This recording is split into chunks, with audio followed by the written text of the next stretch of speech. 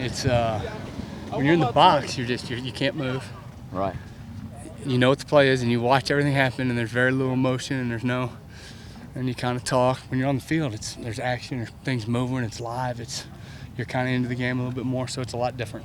Your vision's a little different, Right. but definitely when you're down there, you can talk to your players, you can get them in and out of the game. You can, heck, I was talking to them on the field last week, telling them what they got. Some, here's where they are, here's what coverage you're playing, so you communicate a little bit better, and definitely the involvement and communication you get with your players is better. Was there some value in that for them, considering most of them are pretty inexperienced? Sure, certainly. And but between series, to be able to get with them and draw up and get a board out, and on my papers, what'd you see? This is what you got. What's your depths? Certainly that helps. You're staying down there then? I believe so. The plan at this I point. believe so. Yes, sir. What's Debo's situation for this? Debo did a little bit today, but not a lot. Still was in goal, so I'll know more tomorrow. And, Thursday is always my deadline on being able to move at a high level to play. So we'll know for certain on him tomorrow. So hoping to get him back. I get the impression that Lorenzo plays quarterback a lot like Farrow used to play quarterback. And did you sense that there's a chemistry between those two guys just because maybe they understand the athleticism that they each have? I don't think so. I've never thought that before. But they both are athletic, talented guys, and that may be a fair assessment. I certainly wouldn't mind taking Lorenzo at receiver if he ever slipped over. I think he could do it.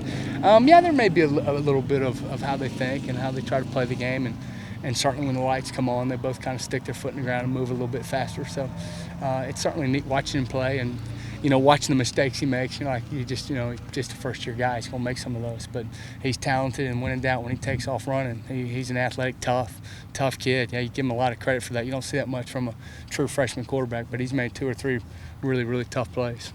How did DJ handle his first start last Well, week? not bad. He did okay. He didn't do great. Had a couple. We threw one ball at him. He dropped it, so I got on him for that a little bit. But still a young guy, so he's going to make mistakes, and got to support him, encourage him as much as I can, and he's certainly going to probably continue to have a big role in this week's offense, and he needs to just keep getting better every week and help us win games.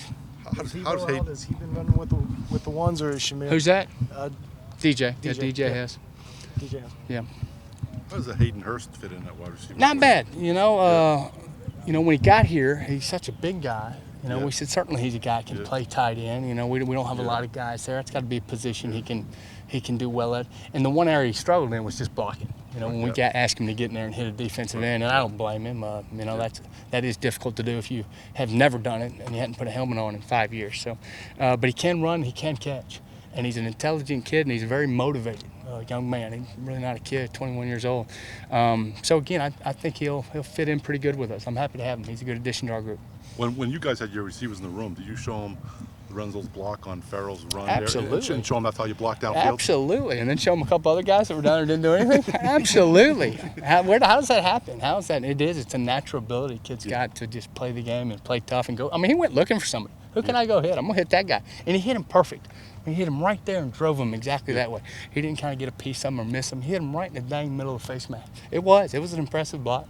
Absolutely. You guys watching that? That's how you play well. You got to play hard every snap. You got to do things different.